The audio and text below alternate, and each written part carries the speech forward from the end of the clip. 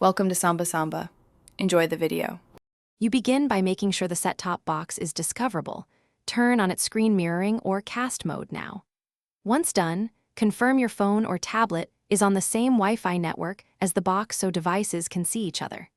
Next, on your mobile device, open the cast or screen mirroring control and scan for available devices. Make note of any device name that matches your Jio Set Top Box and prepare to select it in the next step.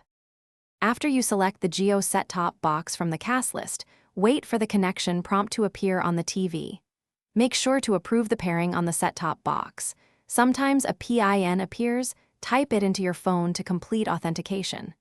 Once connected, you can tweak output settings, change resolution or screen orientation on your source device so the picture fits the TV frame. Also, keep media apps open so audio and video route. You're ready to play content. Start a video or mirror your screen and use either your phone or the STB remote for playback controls. When finished, stop casting from your phone or disable mirroring on the set-top box to free the connection.